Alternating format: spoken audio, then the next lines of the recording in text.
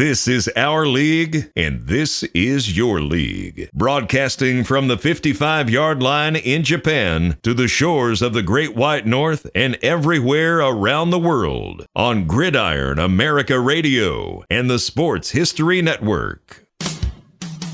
Bud Light presents Real Men of Genius. Real Men of Genius.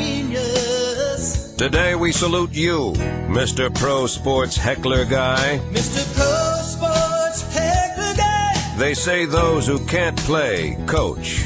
Apparently those who can't coach sit 30 rows back, shirtless, shouting obscenities. Oh, that's right, motherfucker. Thanks to you, our team is armed with game-winning tips, like catch the ball and throw it. Shout it out now. You stink.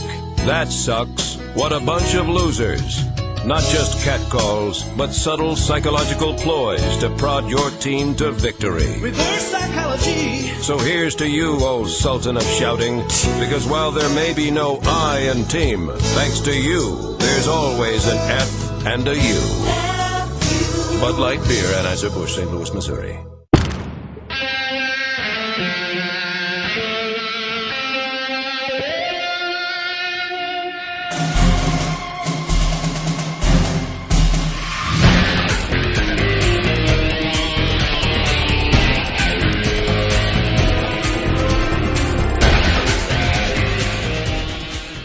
Hey, everybody. Welcome to the 55-yard line. It is Dave and I sitting down. It is evening in America. It is morning time here in Japan. I'm drinking coffee, and after we wrap up this, Dave's going to be heading to bed because he's been corralling kids all night. So how you doing, man? What's going on? Doing great. How about yourself? Not too bad. Not too bad. This is less than a week. This is kind of nice. Now we got kind of a weekly show we can do. I don't have to update everybody as to what happened in my life like the last couple months. Though, if people are listening here, I mean, we had an earthquake here in Japan New Year's Day, which, as I was explaining today before we hit the record button, I live on the eastern side of Japan, which is most of everybody lives on the eastern side of Japan. The earthquake happened on the western side of Japan, and we felt the largest of the quakes we felt here. Our building, that moment where, you're sitting there going, did you feel something move? And it was gone, but there was just a tad rocking motion. And I've been from Chicago. We don't get many earthquakes. So it was, it got my attention. And, but yeah, that area where all the quakes are at there's been a lot of seismic activity all year. So, hopefully it's the last of it for a while. So with that said, man, how's winter in Illinois? How's winter up in upstate New York? Just 40s and 50s and no snow. Incredible. Only 5 inches of snow all winter so far. That's it. Yeah, Crazy. but you know what? With that said, it's like anytime I remember in Chicago when we lived and we had warm winters. It's like, yeah, this is nice, but we're gonna get body slammed. Unless the models change, I don't think so. Really? It's not, knock on wood, it's just looking to be cold. They're not calling for any. There's supposed to be a storm hitting the East Coast that's supposed to miss us this weekend. So it's wild. It's just absolutely wild. It was. Damn. We had the warmest December ever. It was in I think 42 degrees was the average temperature in December. Oh, wow. Wild. Well, yeah, it's, anybody, and without going into it, but anybody says global warming's a hoax, I don't know. I mean, where I live at, it's basically on the same latitude as Mississippi.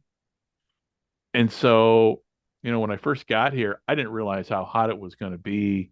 And obviously this summer here, I mean, summer everywhere was ungodly, but it was upper 90s for like almost 2 months straight. And the last time I spent any quality time in Mississippi, I was training for deployment to Iraq, and we were when we were during the training for Iraq, everybody, and I trained at a National Guard base, along with about 11 other Navy lieutenants, and National Guardsmen were there. This is the height of the surge, and everybody's like, "Man, I can't wait to get to Iraq. It'll be a lot nicer there."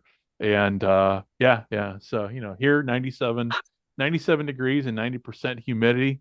Man, that's just a special kind of heat. So yeah, swamp ass is really the only way to describe it.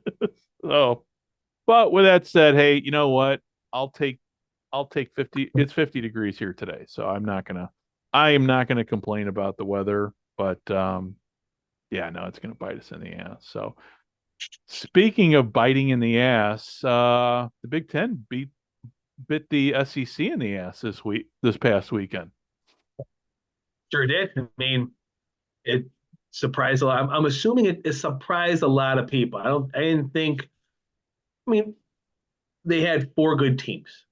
I think after what Georgia did to Florida State, um, all the criticism that the selection committee took went out the window. And but it was. I thought both games were good. They presented a lot of great highlights, and now we're gonna have a championship game that it's gonna get an amazing rating. I think it's gonna be it's basically the Rose Bowl playing for the national championship. Yeah. And Hey, where are they playing the national championship this year? that is a great question. I'm not even sure. I will while we're talking, I will look that up because that's a great question. Because they just played I'm going through all the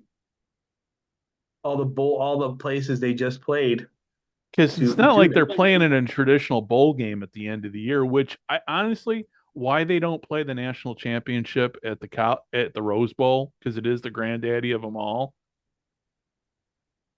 to Uh, me would make the most sense. But obviously, money talks now in college football. well, yeah. So basically, they're going to be it's NRG Stadium in Houston. Oh, okay, all right, Well, okay. I'm assuming they're rotating it so everyone could put bids in because if they just go to one place, Oh yeah, yeah. you're not gonna get you're not gonna get well, I guess at the end of the day, I'm surprised it's not in Dallas because it seems like Jerry Jones is giving the most money for any game being played. Yeah. Well, I mean, it's turned into the Super Bowl now. I mean, which is great. That's what we all wanted as kids growing Yeah, up when we had the national polls. But it's, college football obviously is the other major league football yeah. league in the United States. And, Mhm. yeah, I mean, it's just so, yeah, I didn't know. And the problem is so with the game, watching the game, I know you're going to be able to watch it. So for like Mhm. me here, I got to figure out a way to watch it because I'm geo blocked from most college football games. Huh. Without a VPN, and the problem is with the way the television contracts work. I mean, you got YouTube TV, but for me to use YouTube TV, they're like, "Oh yeah, we know you have a VPN, you can't watch TV." So, Oh. yeah, it's a bit challenging. So, we'll see. We'll see. I might be able to find a way. I mean, I'm sure somebody out there is going to you know, going to figure out a way to get the college game on TV for people to see overseas. I I'm don't not know even, how. yeah. I don't know where, but figure it out. I'm not even sure what channel it's even on. I think it's on wouldn't it be on ESPN I don't. or ABC? That would be my first thought, but is it one of those now? And I mean, it's ESPN, so you know what? Stream it on Watch ESPN Okay. because I couldn't remember. I know they had talked about. I know they wanted to package them, but then they were talking about taking the semifinals and the final out of the package so they can get a whole new round of people bidding on them. So I wasn't sure where they were in that process because if you say, look, we want the two semifinals and the finals, okay, Fox, ESPN, Apple, there's a whole new level of revenue that they can generate by going that route. Right. Yeah.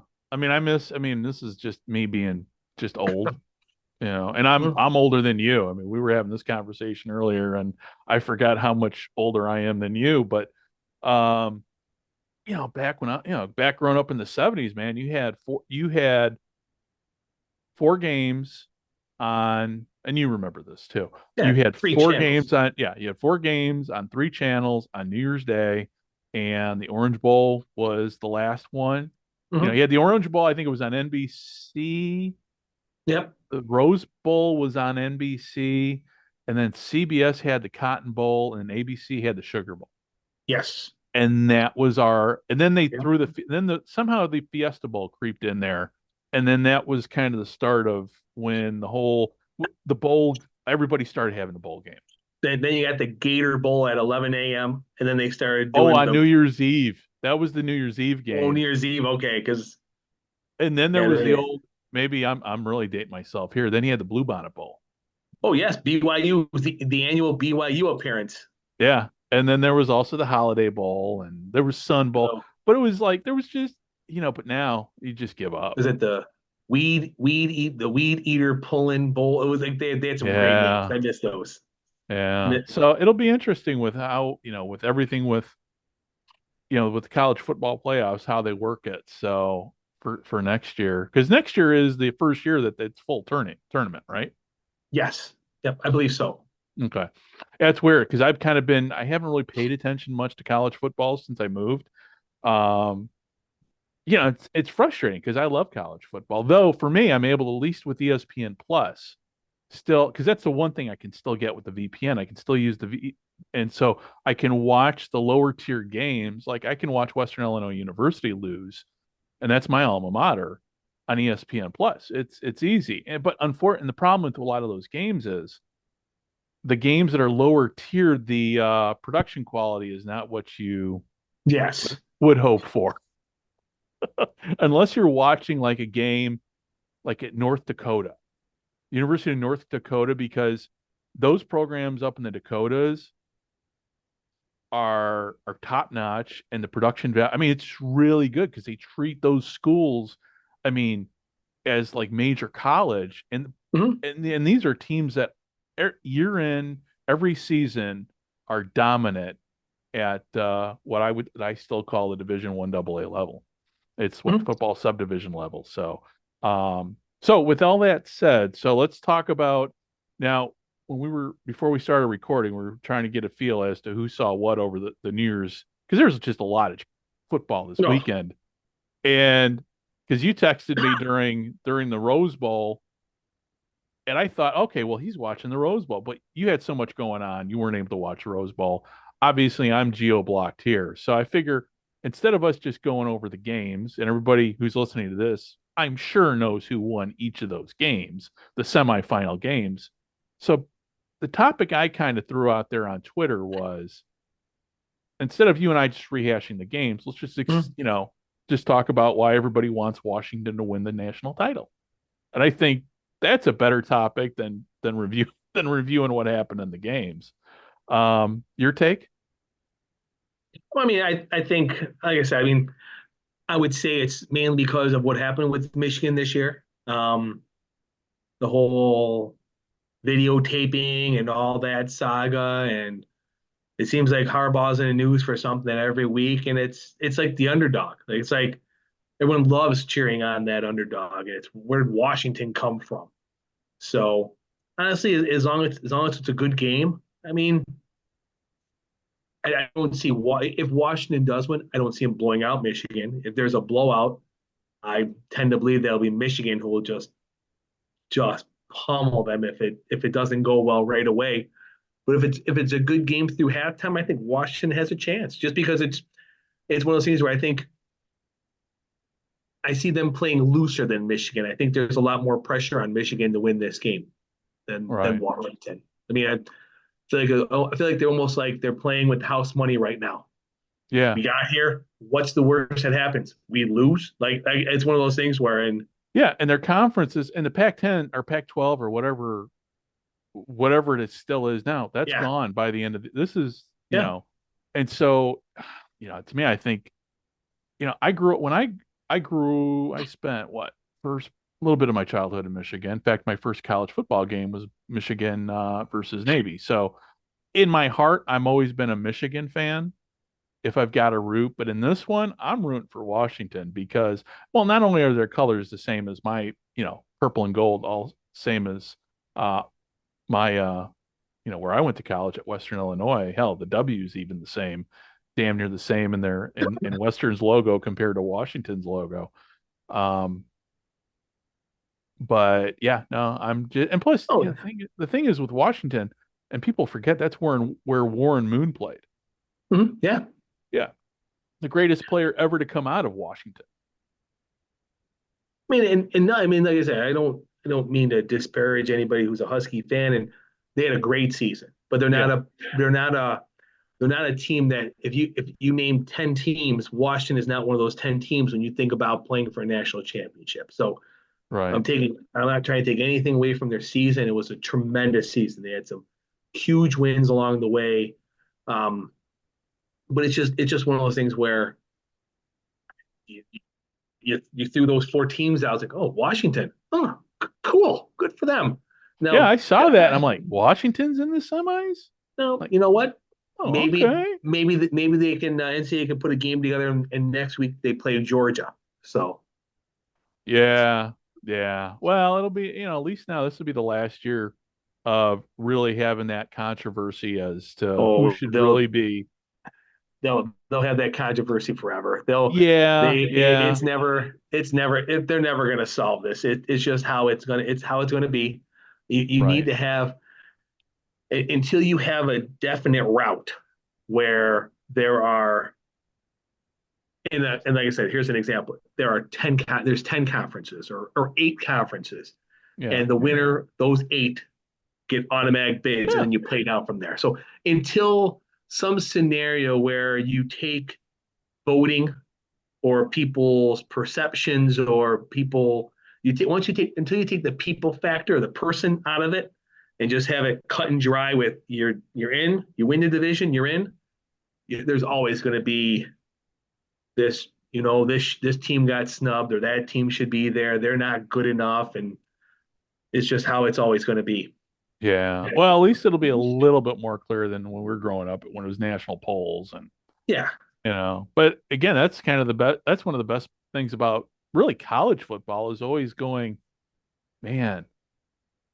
And that's what, and we're not, maybe we'll talk at the end here, but like simulation sports, mm-hmm. being able to roll the dice and run those numbers through the computer and come up with like, yeah, maybe, but the scenario, you do the computer simulations and sometimes you get a little bit different results. So it's always fun to, it's always great for a good argument as to which Yes, team is better. So that's kind of what I liked about the polls and everything, but we'll see. I mean, but yeah, now this year, yeah, if Washington wins, we all win. But if Michigan yeah. wins, well, I mean,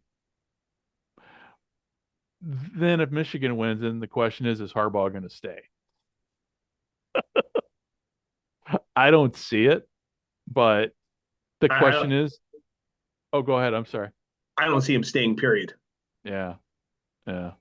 That's I just the the too but too too much money and doesn't want to deal with the headaches. yeah, They're but then watching him. where does he go? Someone's going to offer him $7 million a year to coach in the NFL. You think So it's going to be the Bears? the Chargers is the one rumor. Yeah, But if he wants to go, someone's going to throw him $7 million over 7 years. So it'll be like a $50 million deal. He'll last whatever number of years, and this might be it for him.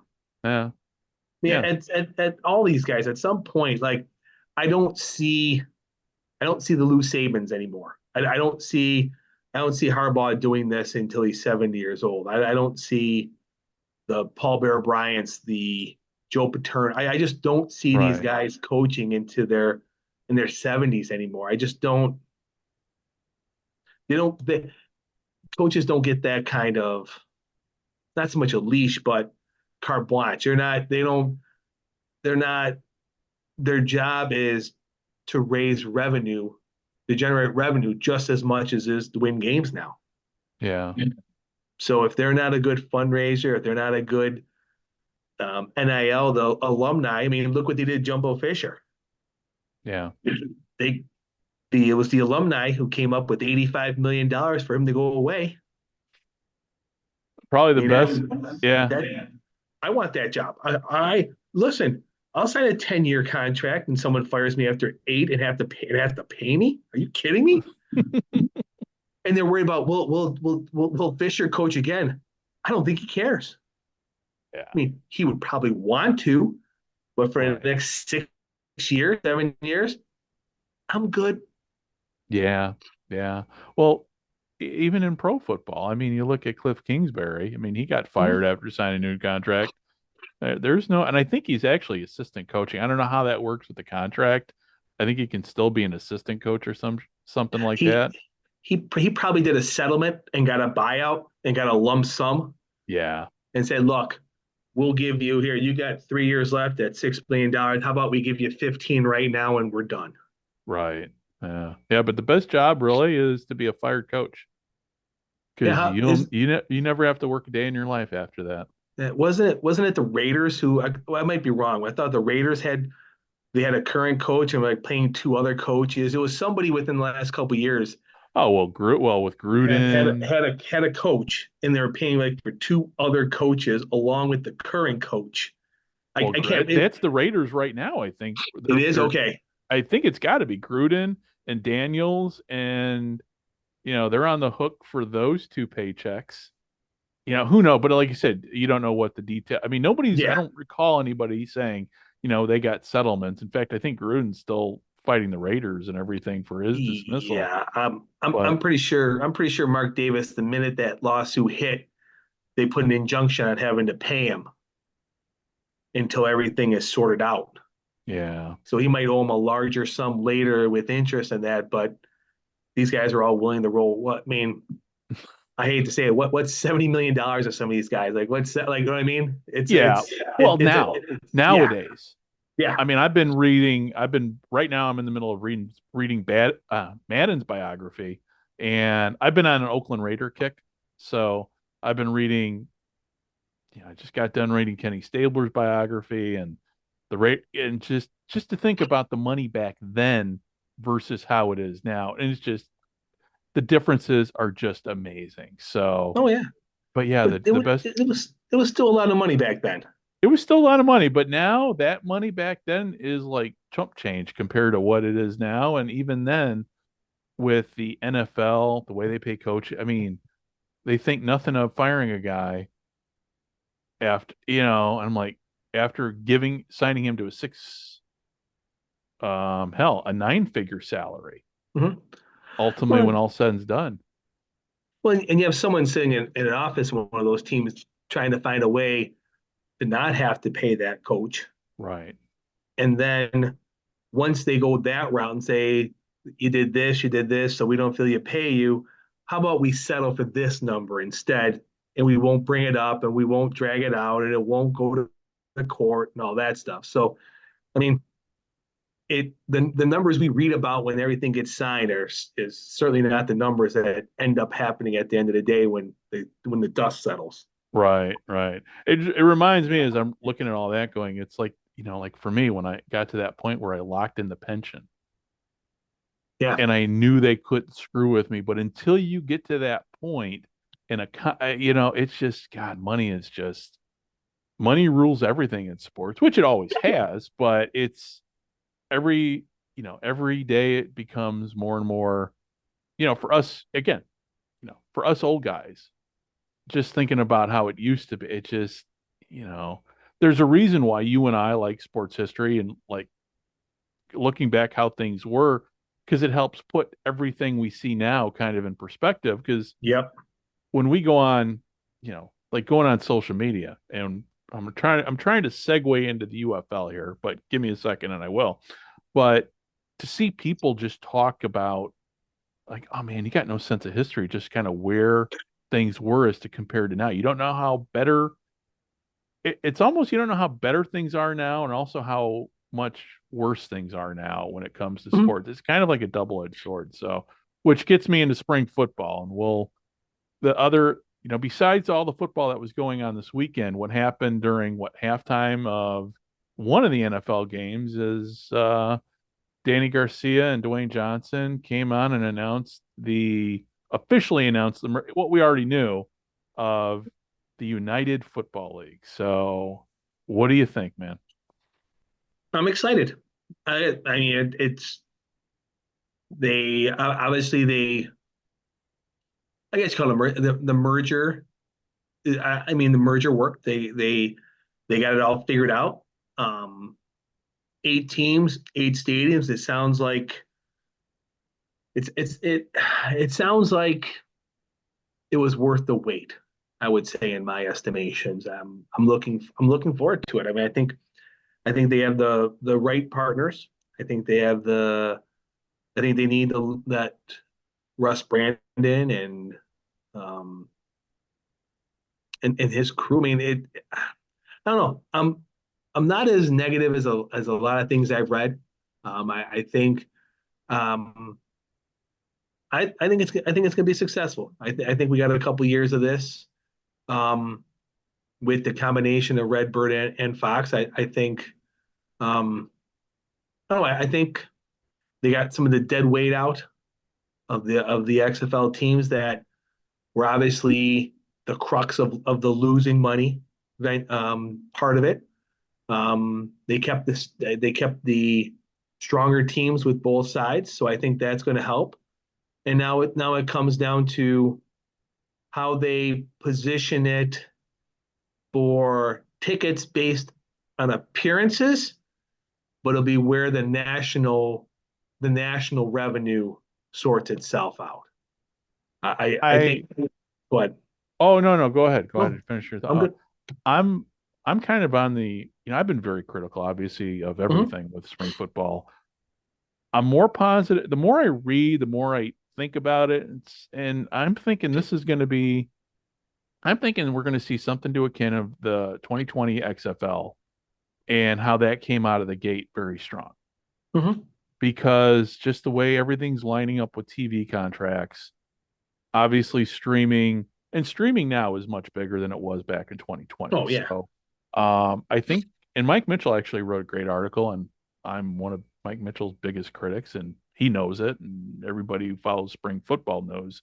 And I don't know why people pay attention really to what I think and my criticisms, but Mike wrote an article on SI on Sports Illustrated, which was very good, that kind of laid everything out. And I got to give him credit. I mean, I'm normally his biggest critic, but he wrote a very good article about spring football. Um, and I agree with him. I mean, this is the last chance, I think, but this merge league is in a great position to be around for a long time if they don't let, and I always say, if they don't let the suits screw it up, because that's what always happens, the suits screw it up. So hopefully with from a marketing perspective, from a TV contract perspective, I mean everything, I think this is the best shot um really that spring football has to succeed. Yep. I agree. And it's good to see. It's good to see. I know um Mike has done a lot of covering of spring football and in different kind of, I guess you call it, alternative football. So it's good to see. It's good to see Sports Illustrated pick that up and put that out, because I think that's something that's been sorely missed in this iteration of spring football is media outside of the media that's been created by the USFL or the XFL. Right. And that's where, and granted, I Mike Mitchell covers both and he's got an ear to both of them, but to then have that put into a third party publication that honestly didn't cover it, hasn't covered Yeah. it, Yeah. might have put a blip or a blurb somewhere along the way, is a good sign. It hopefully that feeds and hopefully that gets more exposure for both of them, because it's what's needed. Yeah. That's how it's gonna Yeah. work. Well, you remember back when we were kids when Sports Illustrated covered the original USFL and gave that league so much legitimacy. But ever since then, you haven't seen a mainstream. I mean, you do see obviously, you and I have seen CBS Sports come out occasionally with an article. Um, but to have, hopefully this spring, actually there'll be buy-in and full coverage from a lot of the mainstream media. I mean, Um, I'm very, go ahead. no, I'm old enough. I used to get the sporting news, and they Oh, and they covered the USFL, that's right. Yeah, because they were all in all on of it. USFL Yeah, coverage. yeah, they were. They during the spring was. I mean, because they they covered baseball, but they didn't have any exclusivity. But they really covered. They threw a lot of reporters at covering it. They covered each of the conferences. They did team reports. Yeah, I mean, that's how I got my first exposure. I mean, watching it on yeah. ABC, watching it, but getting the sporting news as a 10-year-old or 11, Oh yeah. that was my subscription. It was like that was my Christmas present, my sporting news subscription. Well, and then now if you go back, I think you can find like old issues of that like at archive.org. But you can find a lot, PDF versions people have saved and uploaded. Um, but yeah, I remember that. For whatever reason, I was a Sports Illustrated guy. In fact, I have a subscription to, just to go back and look at the old magazines from the 70s and, back when Frank DeFord and Paul Zimmerman wrote for back when that was real sports writing. Yes. And I'm not saying people nowadays don't do, I mean, um, our Sports Central does a really great job, and those guys are very Mhm. old Yes. school. It's Paul Reese who wrote a great history book on the USFL. Fran Stuckberry writes for him. Really, really nice guy, really great writer. They're more in that. Those guys are really old school. That their writings remind me of what we grew up with. But then you've got the other fan sites that honestly do a huge disservice to fans when they go from hard news into speculation into damn near, in some cases I've seen QAnon level type conspiracy that more, well, no, I take that back. People will take that article and then go to Facebook, and then start to see the QAnon effect. Well, and there are a few Facebook fan sites that fortunately I've been banned from because I just like, dude, get a grip. Get a grip. And you and I were talking about some of those earlier, and it's like, yeah, yeah. I mean, I love fans, but man, sometimes it's like, dude, just get a grip a little bit. You don't need to throw your conspiracy, your 12-year-old conspiracy dreams and fantasies on every page. We get it. But then, the old guys are like, what the hell is this guy smoking? And there's always some guy like me that's always got to inject his opinion and piss everybody off. Searching for the clicks. It's all they want. Click, click, click, click, click. Yeah, clickbait. It's like, I saw an article come out about, okay, so we were talking now. I mean, the league's literally barely even a week old, and there's articles out about possible expansion. And there was a discussion of it by the UFL, and there was an article in UFL News Hub. That's what it is now. It used to be XFL News Hub, I guess. And it was just, Mark Perry was just repeating what was said there.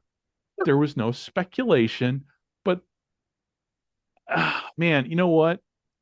Somebody's going to take that article, and not that Mark is saying that it's going to happen or anything, but somebody's going to take Mark's article and put it on social media and then start spinning out theories and plans and everything based upon,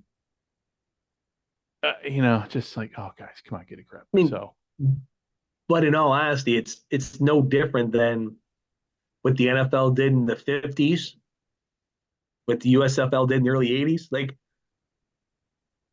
the USFL didn't play a game, and they were already talking about expansion yeah, for it's the true. '84 season. I mean, I Yeah. remember that vividly.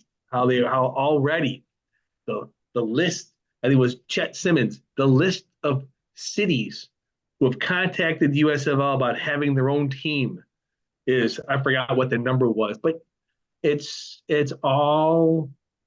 I mean, you know what? At the end of the day, if one municipality or someone goes, "Hey, you're looking to expand?"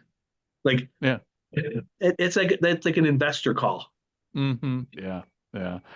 I don't know. But yeah, this is where, like I said, the history part of it comes in Yep. because, you read it on social media and everybody's got a phone. So we've all got idle time. And I'd much rather sit down and look at the sports groups than read any other of the crap that's going on in the world right now. Because ultimately, in the end, we're all football fans. We all want the same thing. We all want spring football to succeed. And but yeah, we don't want it to go away. And I mean, the fan sites do a great service, but sometimes they also do a disservice, and that's fine. That's we don't live in a communist society. Everybody's out to make money on their. That's fine. Um, but it gets frustrating from guys like you and I that know our history well, and sometimes not only do we see history being repeated on the business side, but also in the media side, and it just gets frustrating. So hopefully, I don't foresee them expand. They've got to get at least 2 seasons under the belt before they start talking about expanding. I mean, if they have a good year, Yeah. don't be surprised if there's 10 teams next year. Okay. Well, if they're going to do 10 teams, they got to add a couple teams to the north because it's Well, I mean, I think at the end of the day, there's a lot of potential stadiums out there that, you know what? If you're sitting in a city that doesn't have professional football and you have something like a St. Louis and you have a stadium,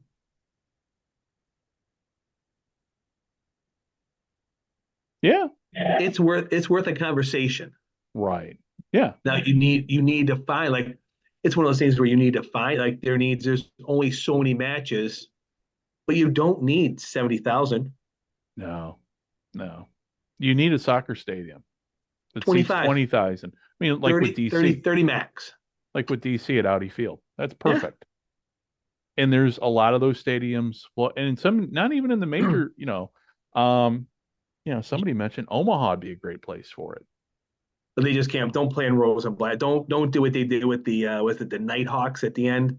They played They downtown. They played it downtown in downtown they Omaha at the baseball stadium. Yeah, that was awful. Yeah. But that's just my personal opinion. I don't know. I mean, I saw those. I'm a sucker for the aesthetic of baseball or football in a baseball stadium.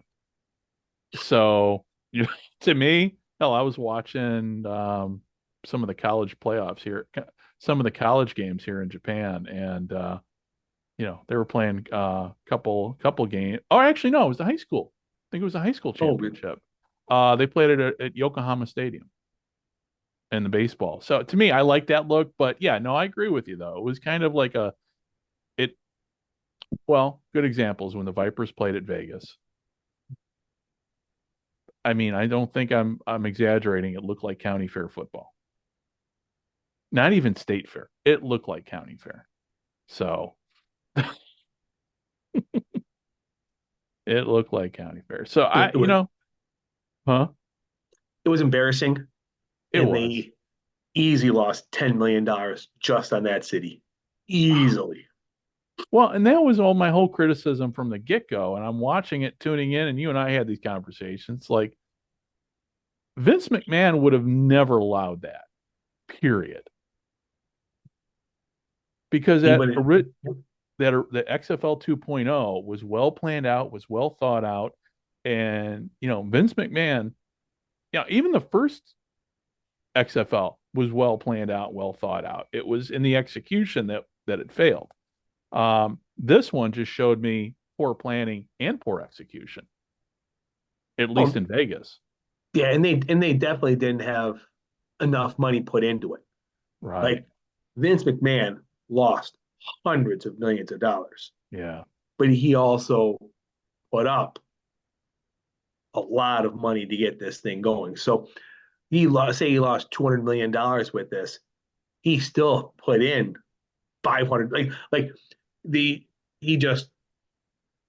he put nothing in and lost $200 million. He had to put in 400 million, made some of it, but still lost. So I mean, Yeah. the sheer amount of money that Vince McMahon put in on this pet project of his is enormous. I mean, Right. to get the buy-in from NBC, to get like there's some serious money going through for those facilities. I mean, they sold tickets. I mean, those games, some of those games had 20,000, 25, 30,000. Like, they were well attended.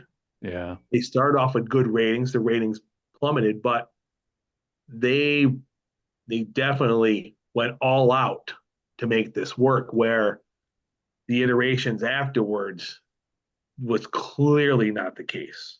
Yeah.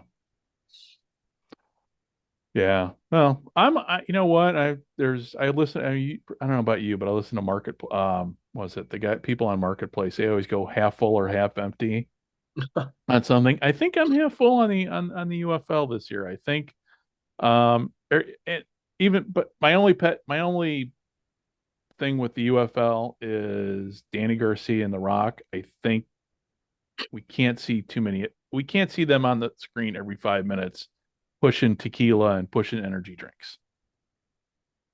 And I don't envision that.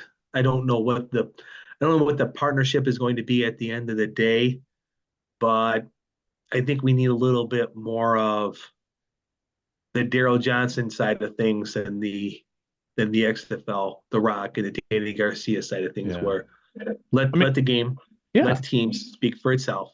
right. I mean, I think I said knowing what Russ Brandon put together with Buffalo, good marketing guy, good he was a good team president.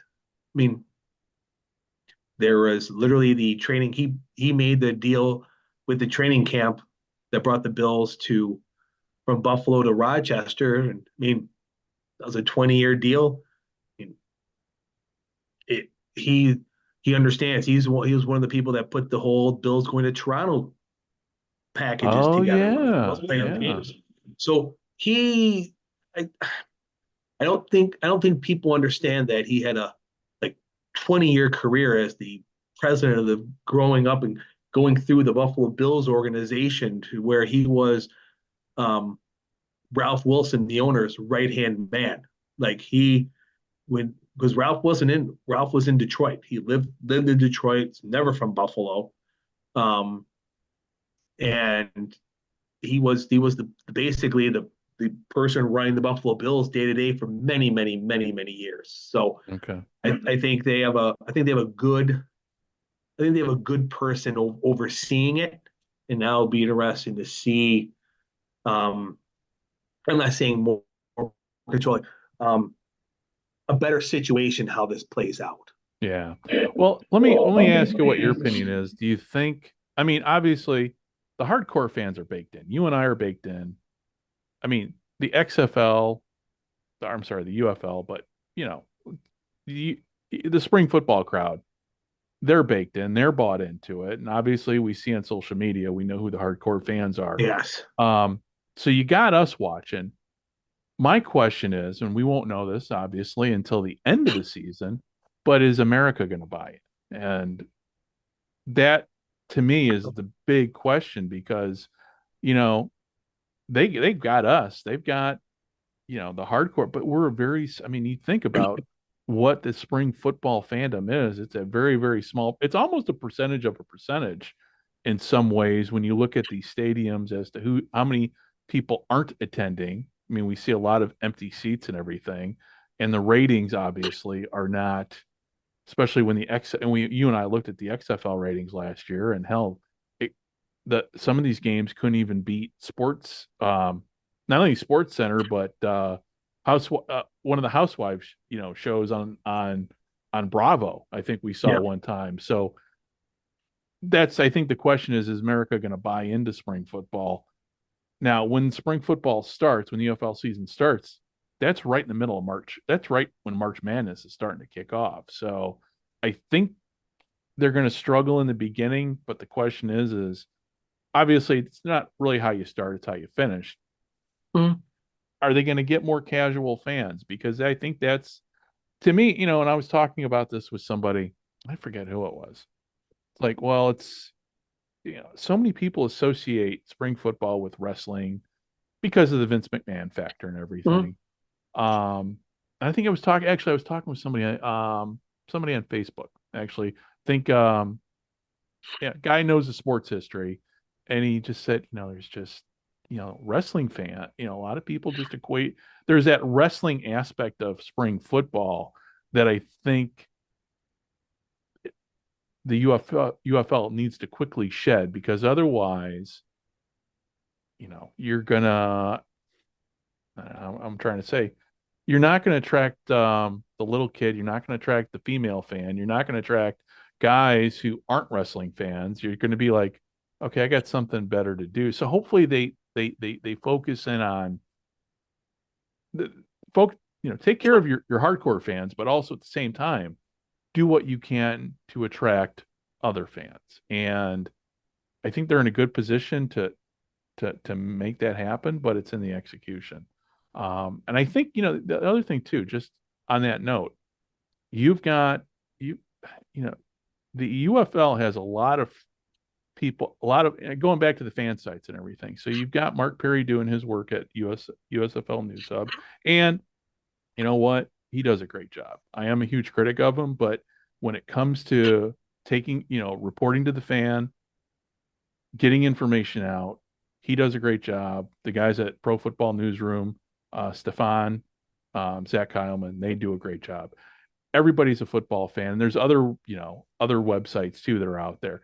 You have the UFL has all of these fans who are devoted, who have spent a lot of money, spent a lot of time, put a lot of money and resources. They need to utilize these free sources to get the word out. So hopefully this year, I mean, obviously, last few years, and these fan sites have been going on for a long time. Yeah. So hopefully they're going to leverage the fan base to help bring more people in. So, and for, like I said, anybody, we were talking earlier about that expansion article. It's a good article in USFL. I'm sorry, on UFL News Hub that Mark wrote, just kind of outlining about what potential expansion plans are with the UFL. And maybe it's going to happen. Maybe it'll probably happen if the league is successful. But also too, you got Mike Mitchell. He did a great article on SI saying, hey, it was a very objective article, which I enjoyed reading. So with that said, we'll see what happens. We'll see what next week brings. And obviously we've got the dispersal draft coming up. So I'm not really into that. Because right now, we don't know what to make it. Somebody was like, well, what are the odds, power rankings for the league? I go, well, it's kind of too soon for that. We don't know. We don't know. But again, these are fans. It's just what fans do, which is fine. It's, come kickoff, then I'll kind of pay attention to that. So speaking of kickoff, go ahead. You were getting ready to say something, man. Well, as I say, I think we'll have a good indication, at least a preliminary indication, as to the potential success is once they announce the television schedule. Yeah. So now you have the best. That's a good point. I forgot about that. You have the best of both worlds. You have Fox and you have ESPN, ABC. Now, granted, you're going against the NCAA tournament, but if I want to see the XFL put games on like second-rate cable channels against those. Yeah. I mean, I'm not in the room. I'm not making this up. I'm not making this.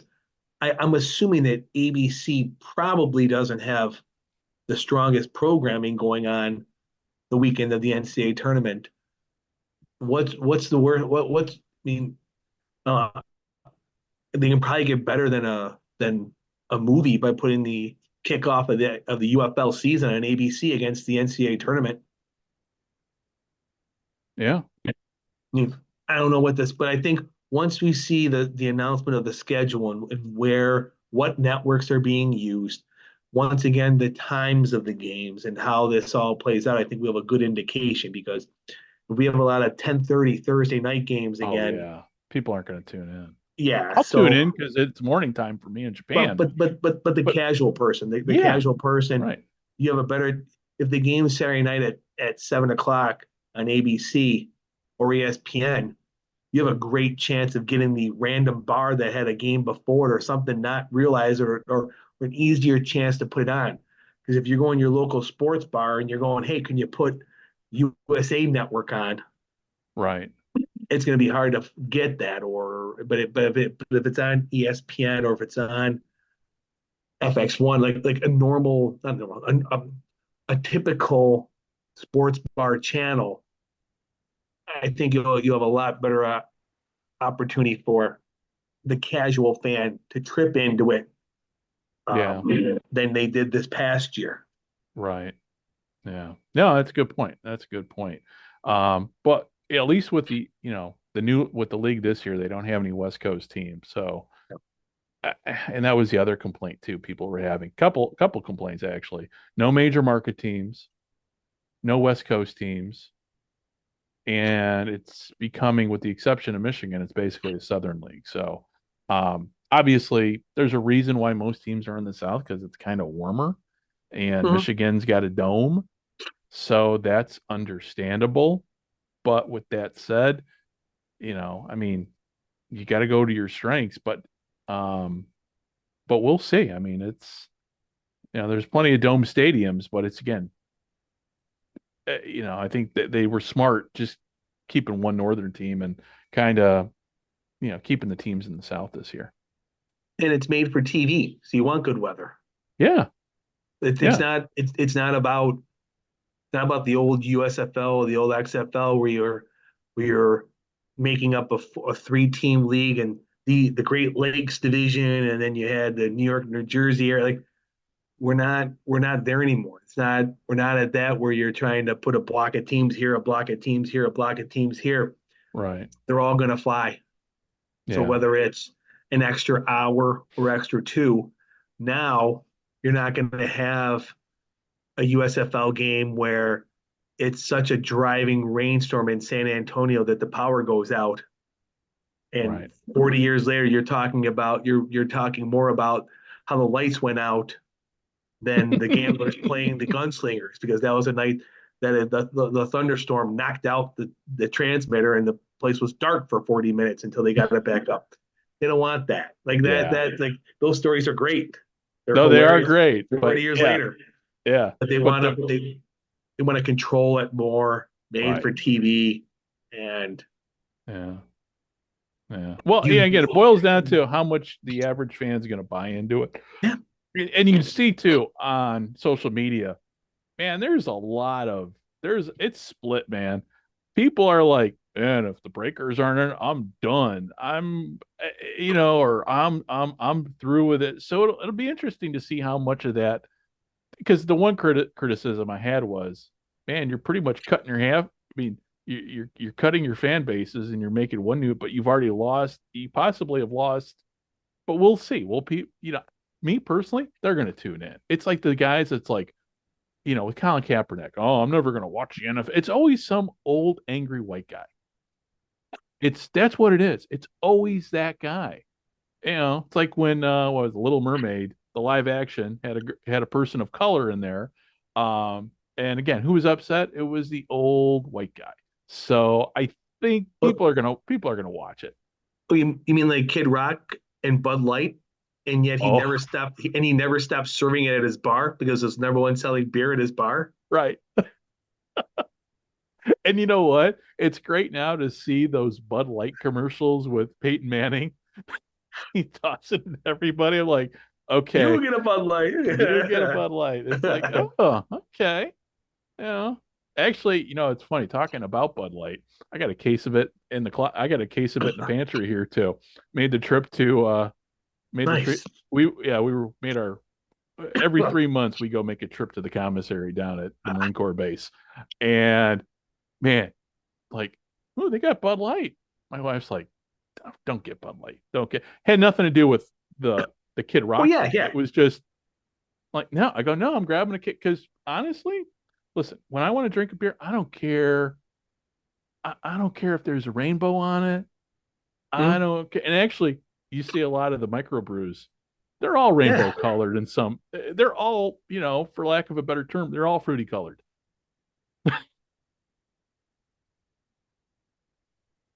Hey, okay. Oh, you just stepped away. Dave right now just stepped away from the camera. Oh, that's what he's going. He's got That's my favorite. Miller High Life. Yeah. It's the champagne. Oh, have you ever done the brewery tour in Milwaukee? I've not. I've been to Milwaukee once, and it was closed the day I went. Oh, yeah. My wife and I, we went a trip up there from Chicago one day because she wanted to do it, and it was well worth it. You Yeah. walk into where, because it's just like, man, it smells like an old man bar. The beer, yeah, oh yeah. No, really, you know what? That I think they did have Miller. I think they did have the Miller High Life there, and I didn't grab it. But to me, if I've got to pick and Miller High Life's on there, I'm grabbing the Miller High Life Yeah. because that is to me is the best. Yep. And way before this, I've never liked Budweiser unless they want to become a sponsor. Then I will gladly show your can all the time. But never. Growing up in Buffalo is Labatt Blue, like Blue Oh, Light. yeah. That was the big beer because we were right by the border. I grew up 5-10 minutes from the Canadian border. Yeah. So So you've gone over and gotten a 2-4? of course, My wife's like, "What's a 2-4?" I go, "It's a case. It's Yeah. Canadian speak for a case." So yes, because you have to go to a special store.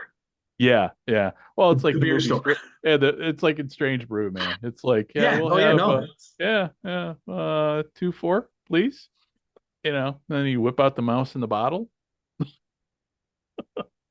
Well, here in Japan, I mean, the thing is with beer, um, beer's kind of pricey. I mean, there's good beer here. You go into, in fact, we're going to head to the grocery store probably later today. I could peruse the beer aisle, but they sell things more by the can here. Ah. And there's one beer, I forget the name of it offhand, but it's kind of a cheap beer. So it's like a 6-pack for $6. It's pretty damn good beer, but it's Japanese beer. But so yeah, no, I appreciate going to the Marine Corps base and being able to get American beer but yeah, getting back to what we were saying, yeah, Kid Rock, that whole thing, the beer controversy, angry old men. It's like, man, you know, so He's got to sell. He's got to sell those greatest hits albums somehow. yeah, yeah. I mean, I don't get why people get upset about.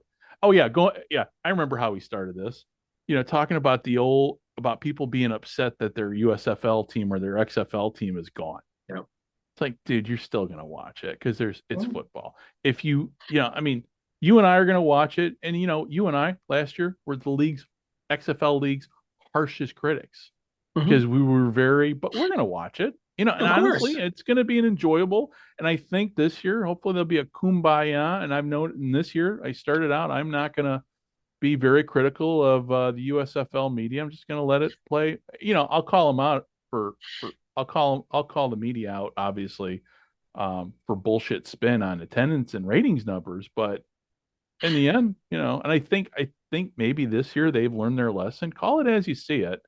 Don't be Baghdad Bob when your ratings are declining, saying all is well. There's some positive in here. No, ratings suck, period. And, let the reader take a look at it and come away with any positives. Don't be the one trying to spin do a positive spin on real shitty news. I hate that. Yep. And that's just the intel officer in me. Because, I mean, if I would have ever, and that was the thing, too, I don't think we ever talked.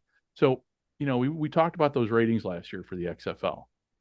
Okay. And so if I would have if that would have been an intelligence report, okay, that I had to go brief in front of an admiral, I would have got my ass chewed out for giving a positive spin. It just makes you look bad. So be honest, call it as you see it. And yeah, say we don't know the streaming numbers, but don't make it sound like, the streaming numbers, because that was always pissing me off.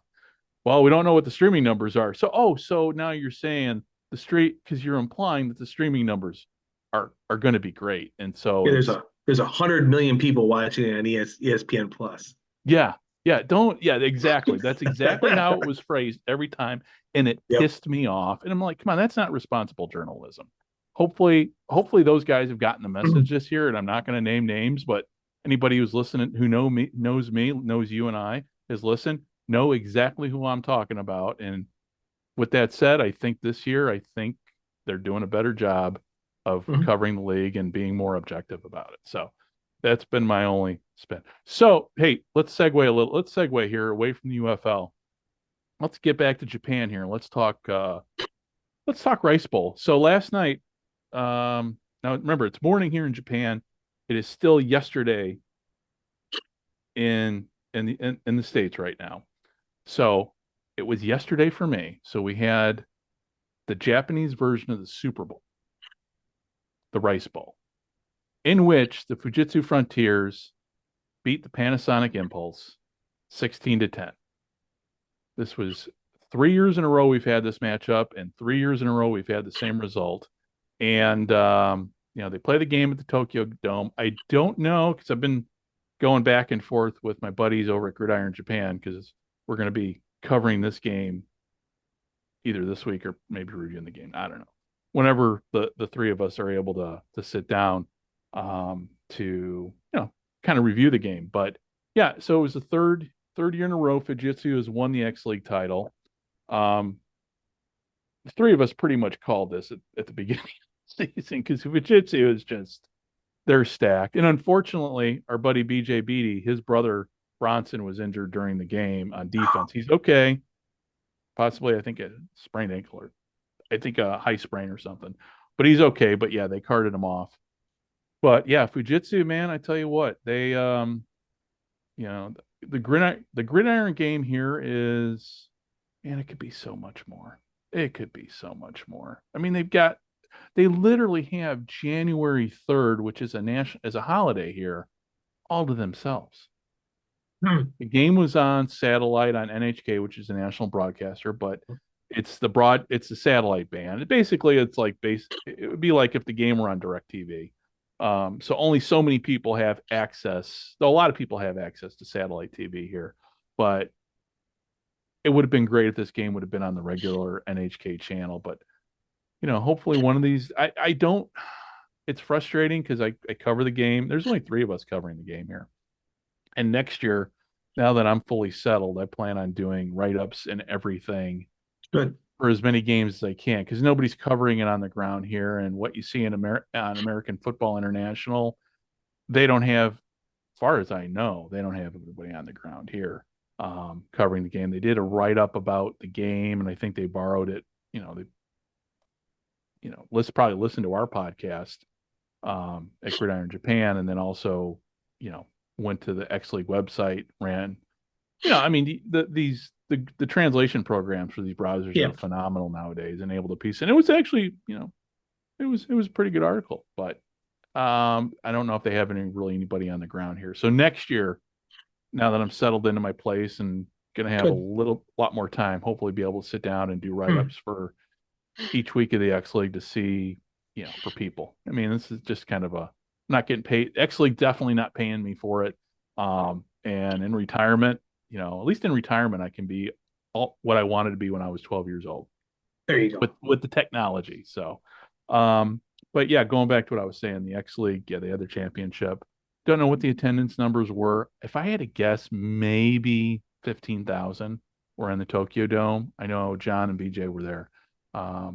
John was, I know they both were there. I didn't get any pictures from the game this year like I did last year, but they had halftime entertainment. It was basically like a poor man's version of the Super Bowl. They had halftime entertainment.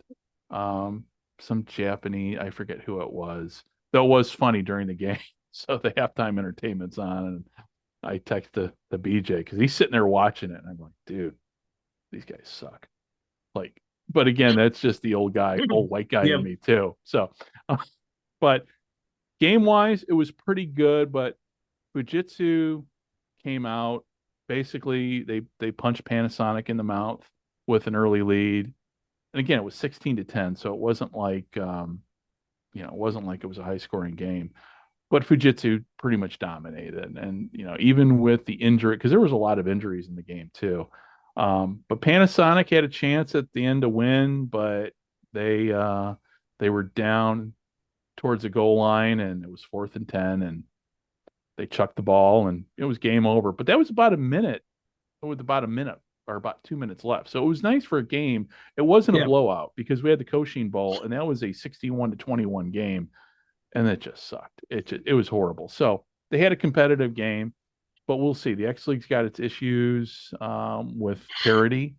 When you have a league, and this is where it's much like back in the 40s with the old AAFC when the Cleveland Browns won every year. That's kind of what we have here. You've got a situation where it's the same team. In fact, now that I think about it, I've never seen Fujitsu lose a game since at least me personally. So since I've really been following the league in the last 4 years. Since we've done the podcast the last 3 years, Fujitsu has never lost a game. Wow. So with all that said, we've covered a lot of ground here, and I know what time is it over there in your quarter after 10. Quarter after 10. It's getting close to bedtime, and I've got errands to run and everything here in Japan. So with all that said, you want to reconvene next week, and hopefully we will have a guest next week. I am working on, for those of you who are listening, who have listened to this show in the past, hopefully within the next few weeks, we will have one of I call him a very good friend because he was the one guy as I was getting ready to move to Japan that checked in on me when I was out in Boston, reached out to me, gave me and my wife a whole bunch of great suggestions where to go eat. Former GM of the New England Patriots, former scout with the 60s era Baltimore Colts, and the son of former NFL Commissioner Burt Bell. It is one Upton Bell, and hopefully we will be having him on next week or the week after, but soon, and also the guys from the UFL podcast to talk about the league. I was hoping to have them on this week, but things are so fluid and everything. I figure we give there's plenty of time before the start of the season there to have them on, and also Fran Stuckberry at over at Our Sports Central. Hopefully we're going to have him on at this month when our schedules coordinate and everything to talk more about not only about the UFL but about the sports writing done over at Our Sports Central, because they cover all the minor league sports, and it's the one place to go. I mean, there's really not too many places that report on these on the minor leagues, but their website covers it all, and it's a labor of love and some great writing. Again, Paul Reese and Fran Stuckberry run that site, and if you've not read Paul Reese book on the USFL, it's available for Kindle on Amazon. It's definitely worth the money to download and read. And with all that said, but before I sign off, let's really real quickly, let's end it up here talking about books. Have you started anything new since we talked last week? I started Pastime off your recommendation. Yes. So it's that is a great. I have read that book twice. So the book Pastime, and who is the author? Because my memory is slipping on me right now. Ted Kluck. Ted Kluck. That's right. It is so the book, it's about simulation sports, and it's about simulation football, and it's about Ted's experience in a simulation league using Action PC Sports. No plug here because I'm gonna, this is free advertisement for Dave Cook Sports on Action PC Football because and so he writes a book about his experience being in a league, using the software program and building a team and just his whole experience. And to me, I've read the book twice. It is a great read. And towards the end of the book, a buddy of mine is he occupies pretty much the full chapter. Gentleman by the name of Randy.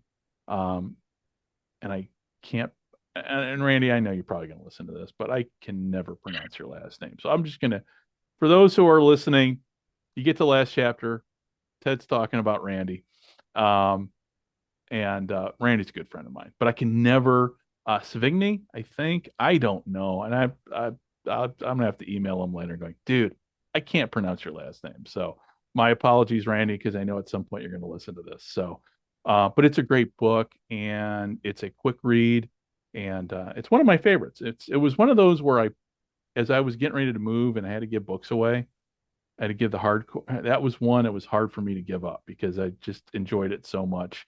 And for those who think playing simulation ball and building a team is easy, when you got 16 other owners and you're playing in a league with a bunch of old guys who spend a lot of time doing their homework drafting, one of the first things. So when I joined Randy's league, because it was with the first league I joined, within minutes, guys were, hey, you want to trade this guy? Want to trade this guy? I'm like, dude, I don't even know who's on my team.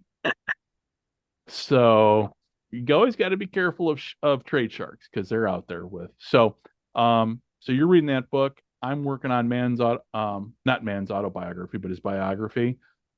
Just finished up Snake, which is Kenny Stabler's biography. And hopefully after I read this book, then I'm going to start on my Al Dave. I'm going to go read Man's book. It's on archive.org. You got to get cruising with the twos. That one too. I forgot about they do talk about, and it's funny because they always talk about Matuzik's book. That's one I got to find too and read. And for those who don't know, John Matuzik, he was a nut job, played in the. I mean, he had issues, but he was a great football player. But he died incredibly young too. So yeah, very tragically. Yeah. Yeah. Who did he play? Did he play Sloth? Yep. That's right. Yeah. Matuzik's one of those.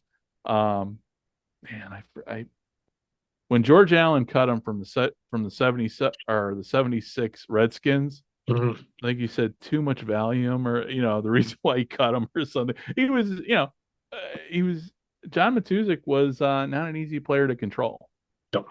No. He would have never survived in today's game with all of the testing and everything that goes on for drugs. And yeah, he would have.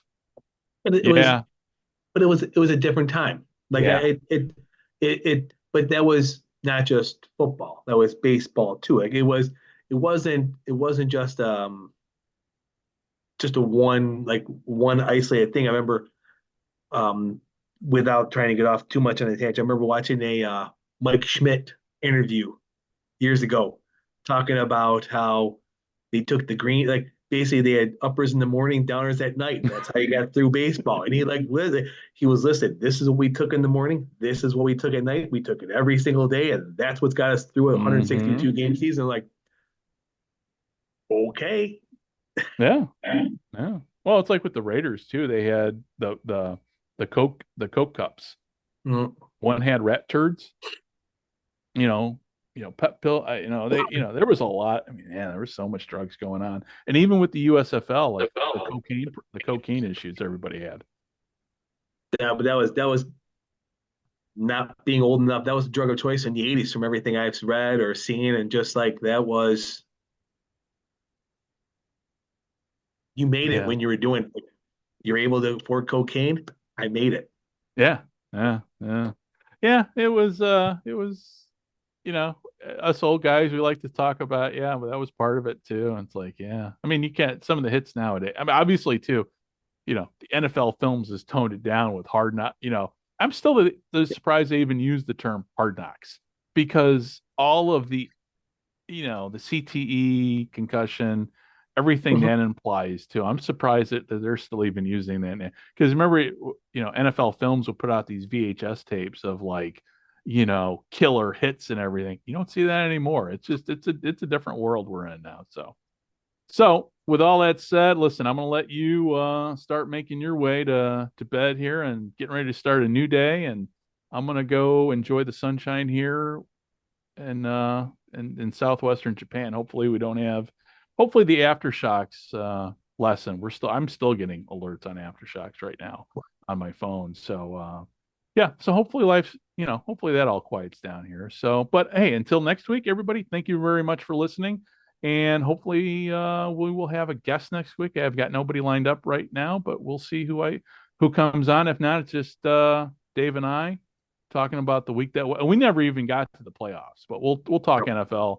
We'll talk NFL playoffs here, next week, because this coming week is week 17, and all the playoff spots will be set up. So we'll talk more NFL playoffs next week. So again, hey, this is Greg and Dave signing off here. Thank you very much for listening, and we'll talk to you next week. Bye-bye. This is Ralph Guillaume of the Washington Redskins introducing Hail to the Redskins.